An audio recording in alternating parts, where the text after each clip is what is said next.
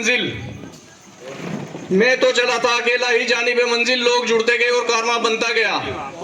आज हमारी स्टेज पर मुस्तकीम भाई जो जिला पंचायत वार्ड नंबर 11 के प्रत्याशी हैं वो भी उपस्थित हैं। सलमान राणा जी हैं जो हमारे नेता हैं मजदूर बेरोजगार एकता मंच के, वो भी उपस्थित हैं। और हमारी सभी टीम जो मिलकर काम कर रही है आप लोगों को मजबूती देने के लिए। किसानों के संगठन आपने देखा होगा कि हजारों की तादाद में किसानों के संगठन हैं, लेकिन वहां पर कोई भी हमारी बात नहीं करता है। हम लोगों की बात करने वाला कोई किसान यूनियन में नहीं है। हम लोगों की बात करने वाला वो किसी भी पार्टी को आप उठा के देख लो, किसी भी पार्टी में हमारी बात करने वाला नहीं है। हम लोगों को सिर्फ याद किया जाता है वोटों के वक्त।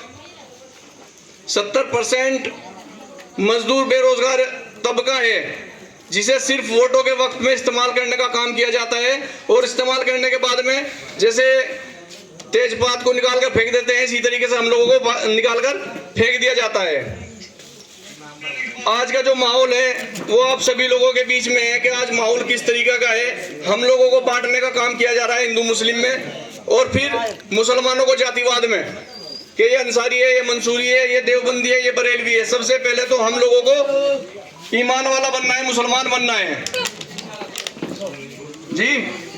जब तक हम लोग अपने ईमान पर कायम नहीं होंगे तब तक हम लोग कामयाब नहीं हो सकते। मुसलमान का मतलब क्या होता है, इस चीज को आज तक हम लोगों ने समझने की कोशिश ही नहीं की। मुसलमान का मतलब होता है मुकम्मल ईमान, लेकिन हम लोगों के पास वो नहीं है।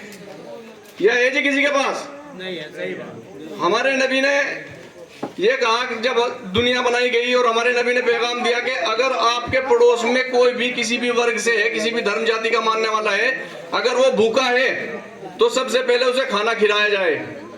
किया हम लोगों ने ऐसा? नहीं किया, क्योंकि हम तो अपने भाई को ही नहीं देखते, दूसरे को तो हम तब देखेंगे जी। मस्जिदें आज हमने दुनिया भर की मस्जिदें बना ली, लेकिन अगर आप जाके देखो तो सिर्फ 1 या 2 सब भरी हुई मिलेंगी पूरे मोहल्ले में, जबकि 100, 150, 200 मकान हर मस्जिद के नजदीक में आते हैं। लेकिन हम लोग मस्जिदों तक जाने का काम भी नहीं करते। इसी तरह हमारे हिंदू भाई भी हैं, बहुत लोग हैं ऐसे जो मंदिर तक नहीं पहुंच पाते, बाहर से जो है अपना हाथ जोड़ लिए और निकल गए। तो सबसे पहले तो हम लोगों को अपने मंदिरों को और अपने मस्जिदों को जी, इन्हें क्या करना है, हमें इनमें जाना है, ठीक है जी।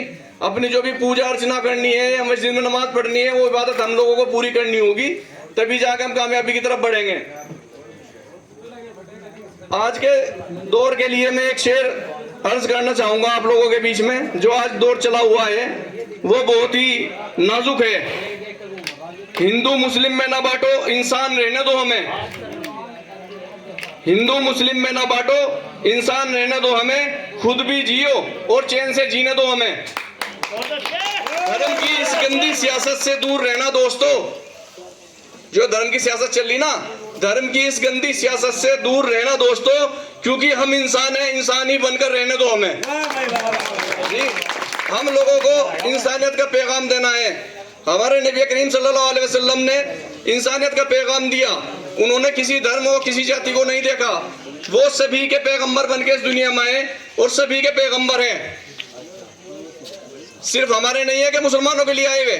उन्होंने जो भी काम किया वो सभी के लिए किया। जाति धर्म से ऊपर उठकर उन्होंने दीन को फैलाया जी। हमारे नबी करीम सल्लल्लाहु अलैहि वसल्लम जिस टाइम मदीना से हिजरत किए, किस वजह से किए? क्योंकि वहां पे उनकी कोई सुनवाई नहीं थी। उन्होंने मदीना से हिजरत किया और मक्का की तरफ रुख किया जी। वहां पे जाने के बाद में उन्होंने लोगों से हिमायत मांगी, जो आज हम आप लोगों से मांग रहे हैं कि आप हमारा साथ दो। लोगों से हिमायत मांगी, उन लोगों को अपने साथ में जोड़ा और तब जाके मैदान फतेह किया जी। ऐसा ही हुआ जी, कुछ और था।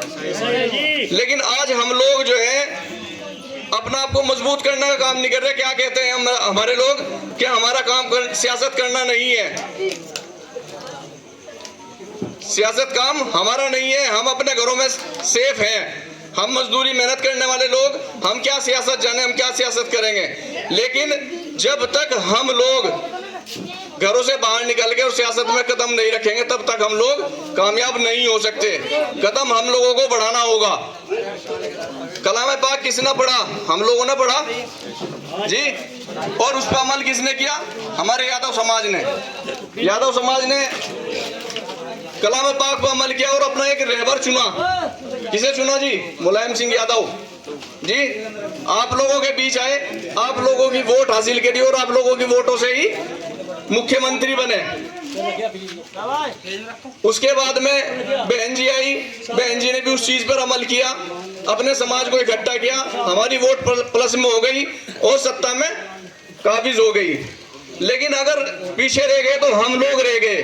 हम लोगों ने मस्जिदों में इमाम बनाए, मदरसों में इमाम बनाए, हर जगह रहबर है ना हमारा। हमारी जमात जाती है तो जमात में रहबर होता है हमारा। लेकिन हम लोगों ने सियासत के मामले में किसी को अपना रहबर नहीं बनाया। ये सबसे बड़ी हमारी भूल है, हम लोगों की कमी है। जब तक हम लोग एक होकर, सबसे पहले तो हमें क्या भूलना होगा कि हम देवबंदी, बरेलवी, अहले हदीस, अहले सुन्नत, जितने भी मसलक चल रहे हैं हमारे, सबसे पहले इन चीजों को खत्म करना होगा और हमें मुकम्मल ईमान वाला मुसलमान बनना होगा, जिसमें कि मेरा कोई हिंदू भाई भी अगर भूखा है, मेरे पड़ोस में है, या उसकी बेटी की शादी है, उसका मौत नहीं है, हम लोग उसके खाने का, उसके रहने का, उसके लड़कियों की शादी में उसका साथ देने का काम करेंगे, तब जाके हम अपने ईमान की तरफ कदम बढ़ाने का काम करेंगे। आज हम लोगों को जागने की जरूरत है, लेकिन हम लोग सोए हुए हैं जी। कोई झंडा उठा रहा है समाजवादी का, कोई कांग्रेस का, कोई लोक दल का, सब झंडे उठा रहे हैं जी हम। लेकिन बदले में हमें क्या मिला? मिला हमें कुछ? कभी कुछ नहीं मिला। क्यों? क्योंकि आज तक हम गुलामों के पीछे रहे। हमने नेता जरूर बनाए लेकिन गुलाम बनाए, नेता नहीं बनाए। हमने चुना किसे? कि जिसके गले में अखिलेश यादव का पट्टा है, जिसके गले में जयंत चौधरी का पट्टा है, उन्हीं लोगों को तो चुन रहे हम। हमारे बीच में हमारे ही भाई को नेता बना के उतार दिया जाता है और हम लोग सोचते हैं कि ये नेता बनकर, एमएलए बनकर या एमपी बनकर ये हमारी आवाज उठाने का काम करेगा। लेकिन ऐसा नहीं होता है। जिस वक्त वोट का वक्त आता है, ये लोग हमारे बीच में आके हमारे अपने बन जाते हैं और जब वोट मिल जाती है, मिलने के बाद में जीत के लोकसभा में पहुंच जाते हैं या विधानसभा में पहुंच जाते हैं, तभी हम लोगों को भूल जाते हैं, हमें याद तक नहीं रखते। आज हम लोग 70% हैं, चाहे वो हिंदू तबके से हो या मुसलमान तबके से हो, दबे कुचले, शोषित, वंचित। आज के वक्त में सबसे ज्यादा अगर किसी का बहिष्कार हो रहा है तो वो मुस्लिम समाज का, दलित समाज का, पिछड़े समाज का, इन्हीं 3 लोगों को तो किया जा रहा है ना जी टारगेट। तीनों समाजों को टारगेट किया जा रहा है। आप लगातार वीडियो भी देख रहे होंगे, कहीं दलित समाज को मार दिया जाता है तो कहीं मुसलमान को मार दिया जाता है, कहीं पिछड़ी जाति को मार दिया जाता है, मंदिरों तक में पढ़ने नहीं दिया जाता। लेकिन हम लोग उस चीज को भूले हुए बैठे हैं। हमारे सभी वक्ताओं ने जितनी भी विचार अपने रखे वो बहुत अच्छे रखे और आप लोगों को जगाने का काम किया। अगर इसके बाद भी आप लोग नहीं जागे तो हम ऐसे ही कटते लुटते पिटते रहेंगे और हमारे आने वाली नस्लें वो भी गुलाम बनकर रह जाएंगी, जिस तरीके से आज हम गुलाम हैं। तो आप अपने आने वाली नस्लों को गुलाम बनाने का काम करेंगे या जागरूक करके उन्हें नेता बनाने का, शिक्षित बनाने का, डीएम बनाने का, अधिकारी बनाने का काम करेंगे? जब तक हम लोग जागरूक नहीं होंगे तब तक हम लोग कामयाब नहीं हो सकते। अब मैं इसी के साथ में हमारे पश्चिम उत्तर प्रदेश अध्यक्ष अजय तोमर जी को लेटर देकर उन्हें सम्मानित करना चाहूंगा कि वो खड़े हों, उन्हें लेटर दिया जाएगा।